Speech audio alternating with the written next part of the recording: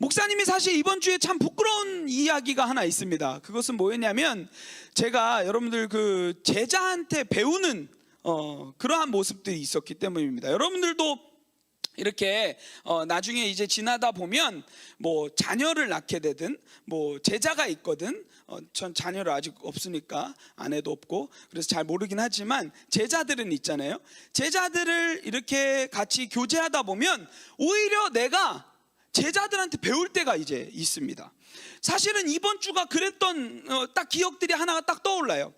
그게 뭐였냐면, 한 친구가 저희 집에서 잤어요. 금요일 날 이제 저희 집에서 잤어요. 저희 집에 이제 몇 명 이제 이렇게 가끔 이렇게 와가지고 노숙하는 친구들이 있어요. 예, 그런 친구들이 있는데 한 명이 왔어요.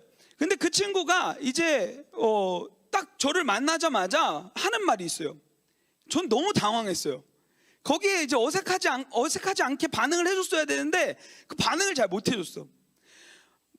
저를 만나자마자 바로 이 얘기를 하는 거예요. 목사님, 축복기도 받으러 왔습니다. 너무 당황했어.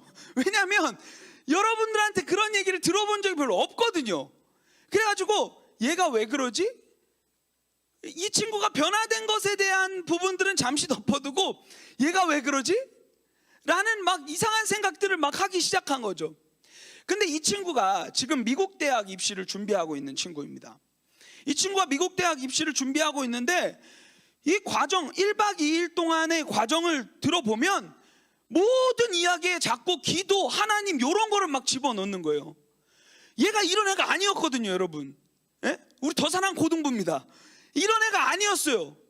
근데 갑자기 다음 날이 됐는데 이날 토요일 날 이제 대학교 하나가 합격자 발표가 있었어요. 얘는 이제 미국 입시 준비하니까 지금 이제 나오는 학교들이 있거든요. 그래서 토요일 날 얼마나 부끄럽습니까? 친구도 있고 목사님, 전사님도 있는데 거기서 대학 입시 결과를 확인해야 되는 거야. 근데 이 친구가 확인을 했어요. 그리고 우리가 모두 모니터를 집중하고 속으로는 무슨 생각을 했냐면, 만약에 if 떨어지면 우리는 어떻게 반응해야 될까? 막 짱구 굴리고 있었어요. 그랬는데 갑자기 congratulation 하면서 막 갑자기 막 영상이 나오기 시작해요. 그런 거 되게 멋있더라고요. 막 미국 대학은 막 누군가가 와가지고 막 인사말을 영상으로 바로 해주는 거예요. 그래가지고 와, 축하한다, 야야야야야 너 축하해. 그러면서 내가 야, 엄마한테 바로 전화해. 그러니까 이 친구가 뭐라고 하는지 알아요? 저한테 한 방을 날리더라고요. 기도 먼저 해야죠. 깜짝 놀랐어요. 그러면서 이 친구가 이제 3학년이 되는 친구인데 갑자기 그러는 거예요. 자리에 앉아요. 그러면서 갑자기 기도하는 거예요. 거기에 친구들도 있었어요. 목사님과 전사님도 있었어요. 혼자서 고요하게 기도하는 거예요. 저는요, 오늘 찬양이, 우리 시선이라는 찬양이 그러한 삶의 태도를 낳는다고 봅니다. 평소에 작고 초라한 내 삶을 주목하다 보면 하나님이 내 삶에 일하시는 것을 못 느껴요. 근데 이 친구는요, 삶 속에서 그것을 계속해서 찾고 있는 거예요. 기도받아야지, 기도해야지. 그러니까 어떻게 하는 겁니까? 합격을 해도 그 모든 일이 내가 해서 된 게 아니라 이건 하나님이 하신 일이야. 그러면서 하나님께 감사 기도해야지. 엄마한테 이 좋은 소식을 알리기 전에 하나님께 감사해야지. 주변에 친구들이 있어요. 여러분들 같으면 어떻게 하시겠습니까? 솔직히 저의 입장에서 봤을 때 제가 학창시절이었다면 전혀 그렇게 하지 않았을 것 같아요. 그래도 나름대로의 자존심, 눈치가 있지. 사람들 의식하면서 아마 기도해도 이렇게 기도했을 거예요. 하나님 감사합니다, 주님 감사합니다, 이렇게 기도하고 말았을 거예요. 근데 이 친구는요, 딱 정확하게 소파에 앉아서 기도하는 거예요. 그의 시선에는요, 하나님밖에 없는 거죠. 저는요, 이 친구를 통하여서 배웠어요. 그래서 이 이야기를 여러분들에게도 나누고 싶었어요. 여러분들도 배우셨으면 좋겠습니다. 이 친구의 이 기도의 삶. 이름도 다니엘이에요. 예? 여러분, 다니엘이 어땠습니까? 척박한 그 모든 상황 가운데서도 늘 하나님께 마음을 열고 기도했던 사람이잖아요. 어떤 상황 가운데서도 하나님께서 이루실 것을 기대하면서 기도했던 사람이잖아요. 예? 이 친구도 그렇게 기도하는 모습을 보면서 저는 많이 배우고 저 자신을 돌아보게 됐던 시간이었습니다. 여러분, 제가 이 이야기를 왜 하냐면요, 여러분들에게 꼭 얘기해주고 싶은 것이 있습니다. 그것은 뭐냐면, 우리 그리스도인들에게만 주신 하나님의 그 놀라운 특권이 있습니다. 그것은 뭐냐면요, 바로 기도입니다. 모든 종교들이 다 기도는 해요. 그러나요, 저는 진짜 기도는 우리에게 있다고 생각합니다. 왜요? 중보자 되시는 예수님, 성령님도 계시고 또 그 일을 이루실 하나님이 계시기 때문입니다. 그리고 우리의 기도는요, 성경이 쫙 정리해주는 이 명확한 질서 안에서 올려드려지는 기도잖아요. 우리가 이 기도한다는 특권을 잘 기억하지 못하고 있을 때가 너무도 많이 있습니다. 근데 여러분, 이런 생각을 한번 해보세요. 우리는 한낱 피조물에 불과한 사람들입니다. 근데요, 이 세상을 만드신 그 하나님이 한낱 피조물에 불과한 우리의 기도를 들으신대요. 우리의 일상에 관심을 가지신대요. 여러분, 우리 야고보서 말씀을 보면서 우리가 그거 계속 배웠지 않습니까? 야고보서 5장의 말씀에 뭐라고 얘기했습니까? 하나님은, 이 만군의 주님은 우리 여러분들의 모든 이야기에 귀를 쫑긋하고 계시다는 거예요. 우리는 반면에 하나님께 귀를 쫑긋하고 있지 않아요. 하나님이 우리에게 무엇을 말하는지 쫑긋하고 있지 않아요. 듣지 않아요. 네? 여러분, 사람하고 마주보면서 대화할 때 이 사람이 내 말을 듣고 있는지 안 듣고 있는지 딱 봐도 압니까? 모릅니까? 알죠?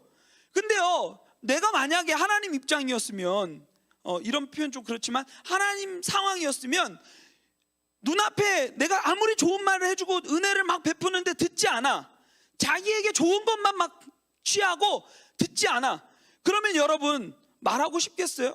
베풀어주고 싶겠어요? 근데요, 하나님은 그러지 않으시는 거예요. 바보 같은 분이세요.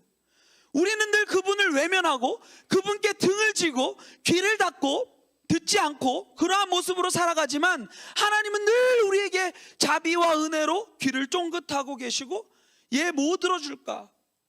어떠한 이 일을 얘한테 펼쳐줄까?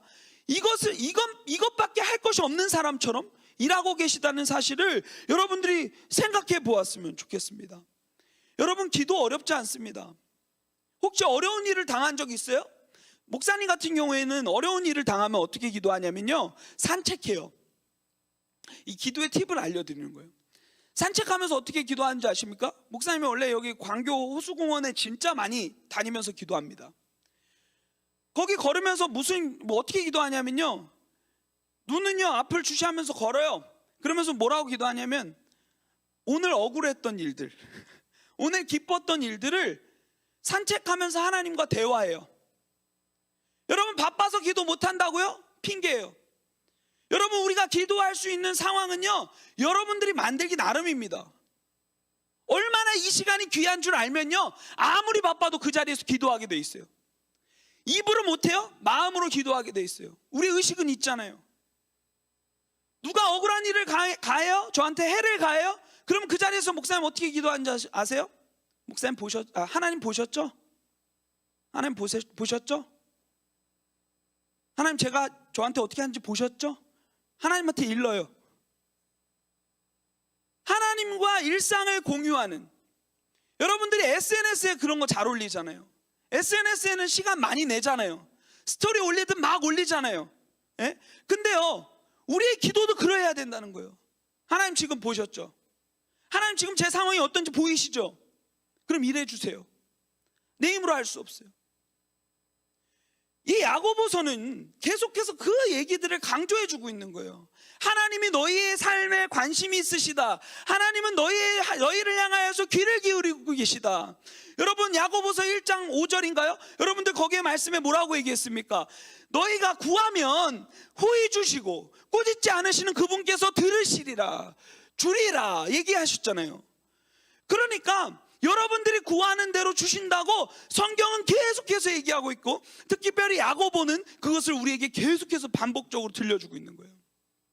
지난주 말씀에도, 지지난주 말씀에도 어려운 일을 당하셨습니까? 하나님 그거 알고 계십니다. 그러니까 거기에 일희일비하지 마세요. 하나님이 갚아주실 겁니다. 참으세요.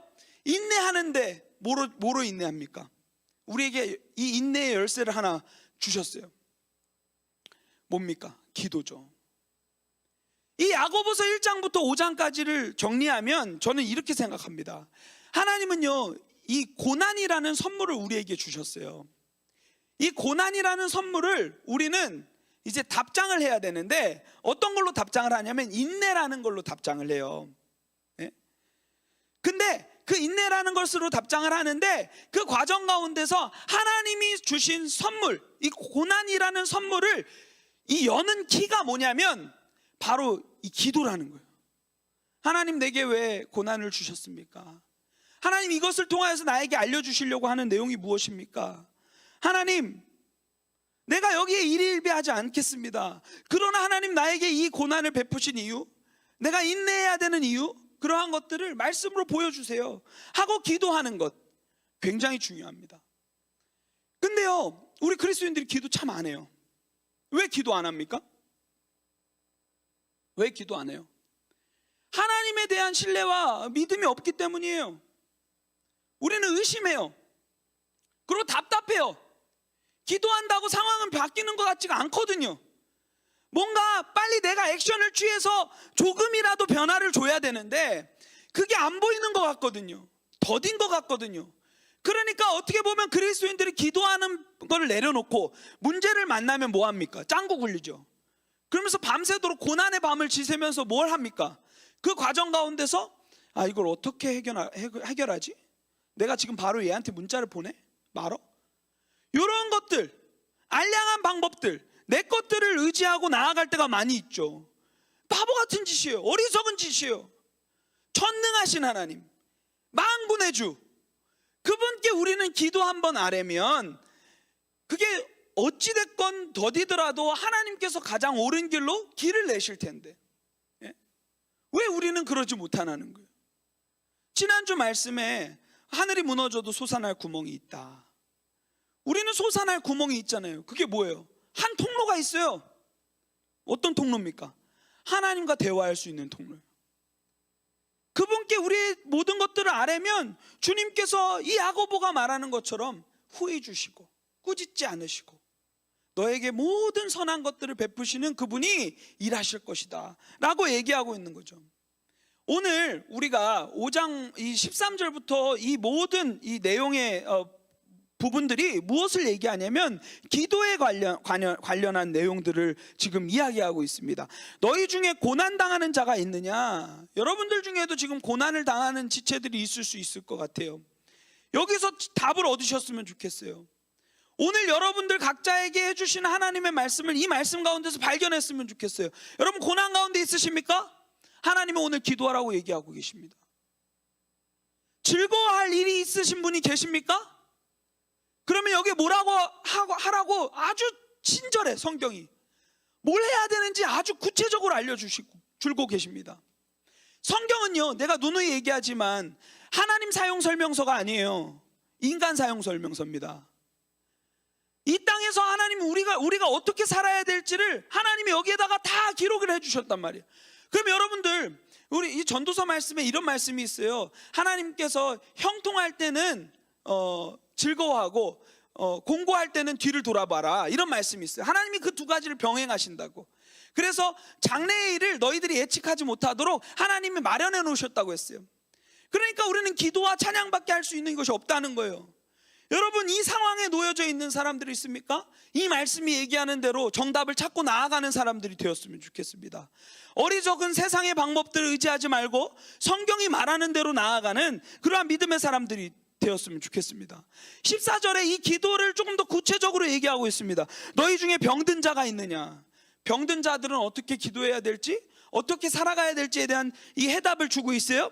그는 교회의 장로들을 청할 것이요. 여기서 장로라는 말은요, 오늘날 교회의 장로님들을 얘기하기도 하지만 동시에 누구를 얘기하냐면 목사님들도 얘기합니다. 그러니까 교회 대표자로 세운 목사와 장로를 포괄하는 리더급의 사람들을 이야기하고 있는 것입니다. 너희가 병들었냐? 아프냐? 그러면 누구한테 얘기하라는 거예요?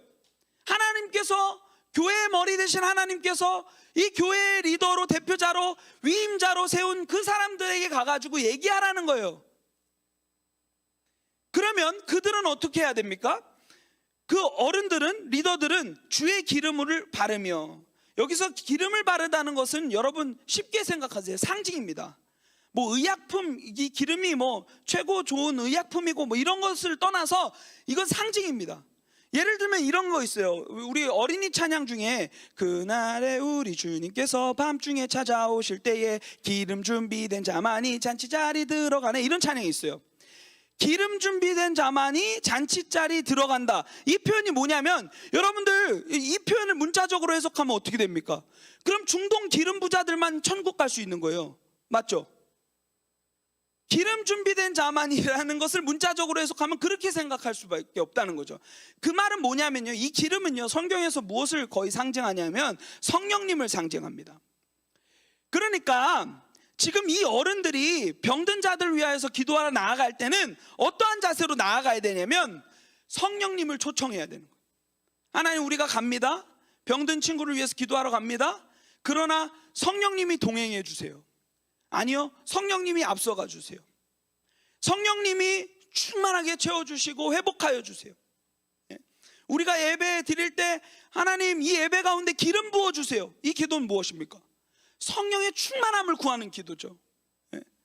그러한 기도를 하라는 것을 지금 얘기하고 있어요. 그러면서 중보하라고요. 그러면서 15절에 뭐라고 얘기합니까? 기도하는 자세에 대해서 얘기를 해주는데, 뭐라고 얘기합니까? 믿음의 기도는 병든 자를 구원하리니. 기도를 할진대 의심으로 구하지 말라는 거예요. 제가 지금 앞에서 계속해서 기도를 왜 해야 되는지, 어떻게 해야 되는지 장황하게 설명했잖아요. 거기에 그 내용들이 결국 무엇을 얘기하고 싶었냐면 바로 이 믿음의 기도를 얘기하고 싶었습니다. 이 만군의 주 되시고 이 세상을 다스리고 쓰시고 지금도 통치하시고 여러분들의 주인 되시고 여러분들의 아버지 되시는 그분께서 이 모든 것들을 이루실 것이라는 그 믿음, 그 확신으로 이미 받은 줄로 알고 구하는 그런 자세로 기도하라고 얘기하고 있습니다. 그러면 주께서 그 나머지 것들은 다 알아서 하신다는 거예요. 이 사람이 죄를 졌건 어떠한 상태에 있건 그 모든 것들을 주님께서 알아서 하신다는 거예요. 여러분들, 우리가 이러한 기도의 자리로 나아갔으면 좋겠습니다. 여러분, 고난 가운데도요, 우리 그리스도인들은요, 길이 있어요. 고난 가운데도 우리가 낙심하지 않을 이유, 길이 있기 때문이에요. 우리는 주님께로 나아가면 돼요. 그러면 주님께서 뭐 하시는지 아세요? 새 길을 여세요. 오늘 제목이 위로부터 오는 위로잖아요. 우리에게 우리의 모든 공허한 마음들을 유일하게 채울 수 있는 위로, 그 위로는요, 위로부터 오는 위로입니다. 야고보는 그것을 전체적으로, 야고보서 전체를 통하여서 그것을 설명하고 있어요. 우리가 기도할 때 하늘로부터 하나님의 위로가 충만하여지는 줄을 믿습니다. 아멘. 마지막으로 이 이야기만 하고 마치도록 하겠습니다. 마가복음 2장에 보면요, 이 네 사람이 등장을 합니다. 목사님이 굉장히 좋아하는 본문이고 여러분들하고도 나눴던 본문이에요.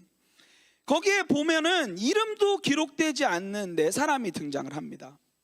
이 네 사람은요, 이 네 사람에게는요, 한 움직이지 못하는, 중풍병에 걸려서 움직이지 못하는 한 친구가 있었어요. 그래서 이 네 사람은요, 어떻게 하냐면 하루는 이런 생각을 합니다. 야, 그 예수님이라는 사람이 저 동네에 이렇게 돌아다니셨는데 그분을 만나면 병고침도 되고 놀라운 일들도 다 일어난다더라. 귀신 들린 자가 자유하게 되고 다 그렇게 된다더라. 야, 우리도 우리 친구 걔 있잖아. 걔 어떻게 해야 되지 않겠냐? 야, 우리 아무리 그래도 그렇지 우리 친구잖아. 그래서 이 내 친구가요, 결심을 합니다. 야, 그래, 가자. 네 말이 맞다. 하나님께서 우리를 친구로 부르셨잖아. 우리를 공동체로 묶어주셨잖아. 그러면 가야지. 얘 아픔이 나의 아픔인 거예요. 얘가 그 침상에서 고통받고 있는 이 아픔이 내 고통인 거예요. 그래서 이 4명의 친구는요, 걔가 침상에 밖에 누워있지 못하는데 어떻게 하냐면 갑니다. 집으로 가요. 그래가지고 침대째 들고 나와요. 야, 예수님 만나야 돼. 너 예수님 만나야 돼. 예수님 만나면 너 고쳐질 수 있어. 한 번만 믿어봐. 그러면서 데리고 나오는 거죠. 근데요, 이들이 갔는데 장애물을 하나 만납니다. 어떤 장애물이냐면, 성경에 보니까 수많은 사람들이 그곳에 모여 있어가지고 들어설 자리가 없게 되었다고 얘기하고 있어요. 그러니까 이 4사람이 어떻게 하냐면, 야, 오늘 틀렸다. 내일 오자. 야, 너 내일까지만 참아. 이렇게 했나요? 아닙니다. 갑자기 옥상으로 올라가는 거예요. 야, 얘 오늘 살려야 돼. 우리에겐 내일은 없어. 오늘 살려야 돼. 지금 살려야 돼. 지금 예수님 만나야 돼. 그래야만 할 수 있어. 예수님이 이 땅, 우리 집, 이 집에 또 오실지 어떻게 알아? 오늘 살려야 돼. 어떻게 하냐면 지붕으로 데리고 올라가요. 무겁게 막. 그러면서 어떻게 합니까? 남의 집 지붕을 뚫어요. 또라이 아닙니까? 근데요, 저는요, 이 내 친구들에게서 우리가 배워야 된다고 생각합니다. 오늘날 우리가 너무 이기주의예요.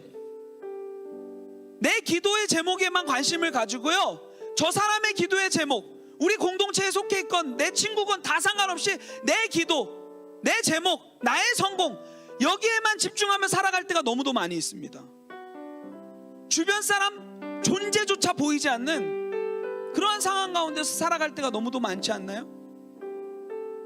근데 이 내 친구는요, 자기 삶도 있겠죠. 근데 매일 하루하루 저 침상에 누워있는 제가 너무 안타까운 거예요. 그리고 데리고 나오는 거예요. 그리고 남의 집 지붕을 뚫어요. 우리 선생님들도요, 여기서 동일한 은혜가 있었으면 좋겠습니다. 영적인 중풍병에 걸려있는 수많은 친구들이 있을 거예요. 그 아이들 몸이 마비되어서 하나님께 나아가야 되는데, 그래야만 답인데 어떻게 나가야 될지 모르는 그러한 친구들, 오늘 이 밤에, 오늘 이 시간에 우리가 들거에 실어서 주님 앞에 달아내는 일들이 일어났으면 좋겠습니다. 어떠한 장애물도 우리를 막을 수 없어요. 하나님께서 우리 공동체를 불러주신 이유, 이 내 친구를 통하여서 배우라는 거예요. 예수님께서 어떻게 하십니까? 그들의 믿음을 보시고, 마가복음 2장 1절부터 12절까지 나와요. 그들의 믿음을 보시고, 작은 자야 네가 죄사함 받았느니라. 먼저 죄사함을 선포하세요. 왜냐하면 구원이 중요하니까. 우리는 어떻게 보면 얘가 병 고침 받는 게 제일 중요하다고 얘기할 수 있어요. 근데 하나님 눈에서는 그게 아니에요. 제일 중요한 건 얘 구원 받는 거야. 그래서 죄사함 받았느니라 먼저 얘기해요. 그 다음에 뭐 하십니까? 일어나 네 상을 들고 가라. 그러면서 육체적인 질병까지도 치유하시는 거예요. 우리가 이 내 친구의 모습을 배우고, 여러분, 우리가 아무것도 아닌 사람들이지만 세상을 부둥켜 안고 기도할 수 있는 멋있는 그리스도인들 되었으면 좋겠습니다. 이 4명의 친구들처럼.